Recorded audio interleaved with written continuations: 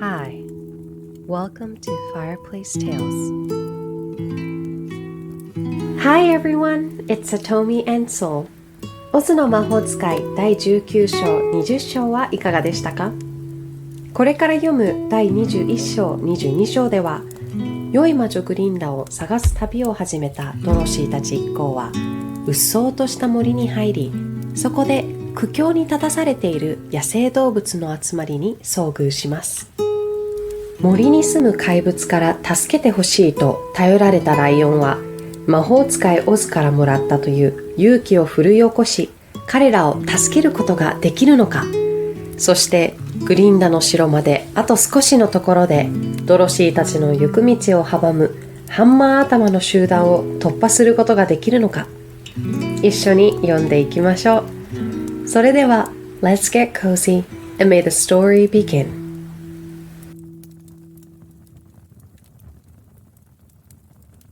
Chapter 21 The Lion Becomes the King of Beasts. After climbing down from the China Wall, the travelers found themselves in a disagreeable country, full of bogs and marshes and covered with tall rank grass. It was difficult to walk far without falling into muddy holes, for the grass was so thick that it hid them from sight. However, by carefully picking their way, they got safely along until they reached solid ground. But here, the country seemed wilder than ever, and after a long and tiresome walk through the underbrush, they entered another forest, where the trees were bigger and older than any they had ever seen. "This forest is perfectly delightful," declared the lion, looking around him with joy. "Never have I seen a more beautiful place." "It seems gloomy," said the scarecrow. "Not a bit of it," answered the lion. "I should like to live here all my life. See how soft the dried leaves are under your feet, and how rich and green the moss is that clings to these old trees. Surely no wild beast could wish a pleasanter home." "Perhaps there are wild beasts in the forest now," said Dorothy. "I suppose there are," returned the lion. "But I do not see any of them about." They walked through the forest until it became too dark to go any farther. Dorothy and Toto and the lion lay down asleep, while the woodman and the scarecrow kept watch over them as usual. When morning came, they started again. Before they had gone far, they heard a low rumble, as of the growling of many wild animals. Toto whimpered a little, but none of the others was frightened, and they kept along the well-trodden path until they came to an opening in the wood, in which were gathered hundreds of beasts of every variety. There were tigers and elephants and bears and wolves and foxes, and all the others in the natural history. And for a moment, Dorothy was afraid. But the lion explained that the animals were holding a meeting, and he judged by their snarling and growling that they were in great trouble. As he spoke, several of the beasts caught sight of him, and at once the great assemblage hushed as if by magic. The biggest of the tigers came up to the lion and bowed, saying, "Welcome, O King of Beasts. You have come in good time to fight our enemy and bring peace to all the animals of the forest once more. What is your trouble?" asked the lion quietly. "We are all threatened," answered the tiger, "by a fierce enemy which has lately come into this forest. It is a most tremendous monster, like a great spider, with a body as big as an elephant, and legs as long as a tree trunk. It has 8 of these long legs, and as the monster crawls through the forest, he seizes an animal with a leg and drags it to his mouth, where he eats it as a spider does a fly. Not one of us is safe while this fierce creature is alive, and we had called a meeting to decide how to take care of ourselves when you came among us." The lion thought for a moment. "Are there any other lions in this forest?" he asked.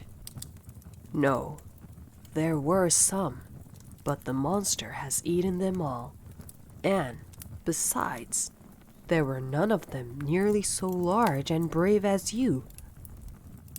If I put an end to your enemy, will you bow down to me and obey me as king of the forest?"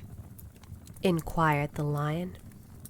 "We will do that gladly," returned the tiger, and all the other beasts roared with a mighty roar. "We will!" "Where is this great spider of yours now?" asked the lion. "Yonder, among the oak trees," said the tiger, pointing with his forefoot. "Take good care of these friends of mine," said the lion, "and I will go at once to fight the monster." He bade his comrades goodbye and marched proudly away to do battle with the enemy. The great spider was lying asleep when the lion found him, and it looked so ugly that its foe turned up his nose in disgust. Its legs were quite as long as the tiger had said, and its body covered with coarse black hair. It had a great mouth with a row of sharp teeth a foot long, but its head was joined to the pudgy body by a neck as slender as a wasp's waist. This gave the lion a hint of the best way to attack the creature, and as he knew it was easier to fight it asleep than awake, he gave a great spring and landed directly upon the monster's back. Then, with one blow of his heavy paw, all armed with sharp claws, he knocked the spider's head from its body. Jumping down, he watched it until the long legs stopped wiggling, when he knew it was quite dead. The lion went back to the opening, where the beasts of the forest were waiting for him, and said proudly, "You need fear your enemy no longer."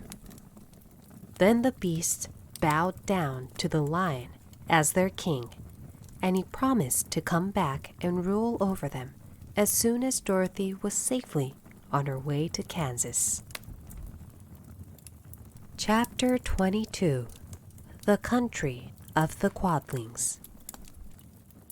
The four travelers passed through the rest of the forest in safety, and when they came out from its gloom, saw before them a steep hill, covered from top to bottom with great pieces of rock.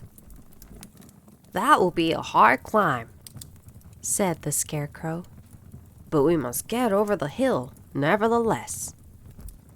So he led the way, and the others followed. They had nearly reached the first rock when they heard a rough voice cry out, "Keep back!" "Who are you?" asked the Scarecrow. Then a head showed itself over the rock, and the same voice said, "This hill belongs to us, and we don't allow anyone to cross it." "But we must cross it," said the Scarecrow. "We're going to the country of the Quadlings."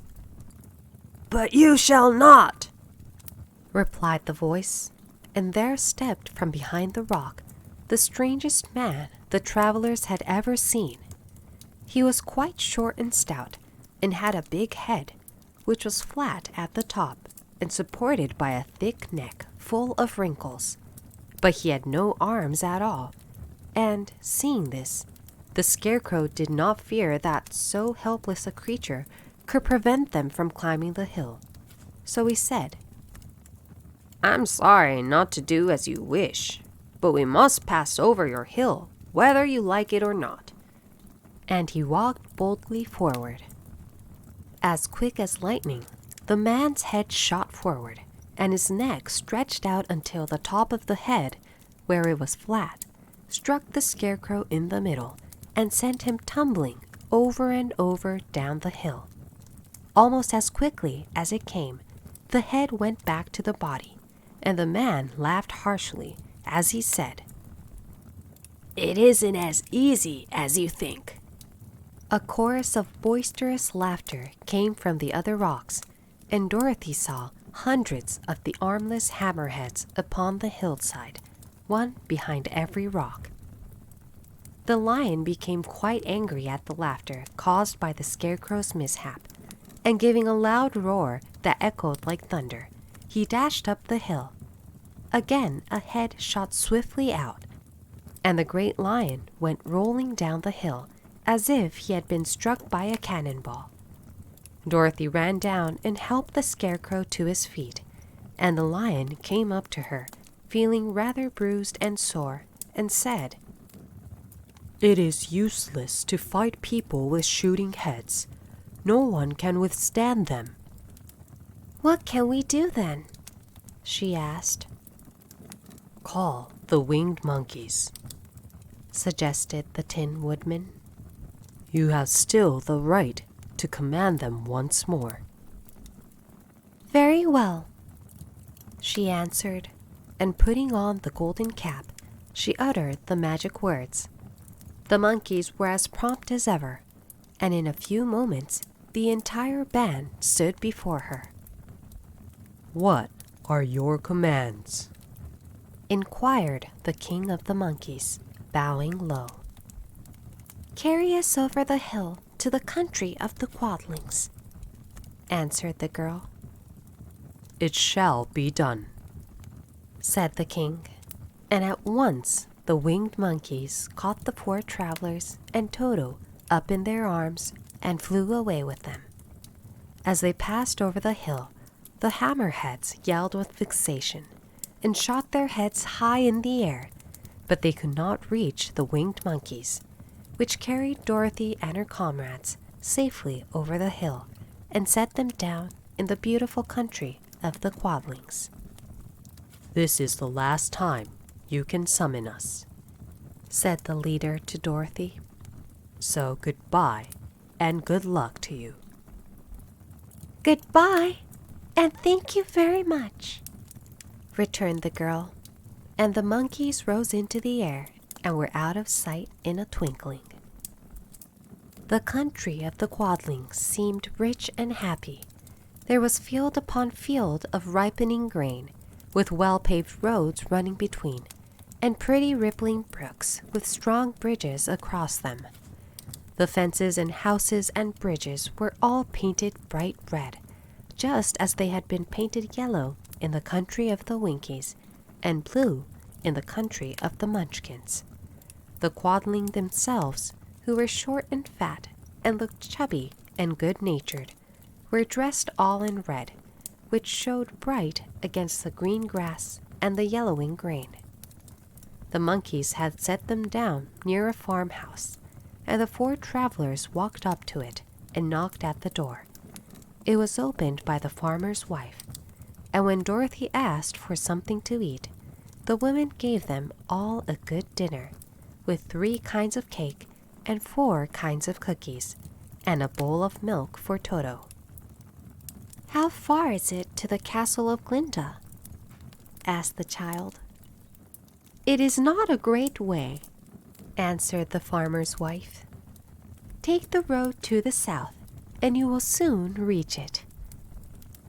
Thanking the good woman, they started afresh, and walked by the fields and across the pretty bridges, until they saw before them a very beautiful castle. Before the gates were 3 young girls, dressed in handsome red uniforms, trimmed with gold braid, and as Dorothy approached, one of them said to her, "Why have you come to the South Country?" "To see the good witch who rules here," she answered. "Will you take me to her?" "Let me have your name, and I will ask Glinda if she will receive you." They told who they were, and the girl soldier went into the castle. After a few moments, she came back to say that Dorothy and the others were to be admitted at once.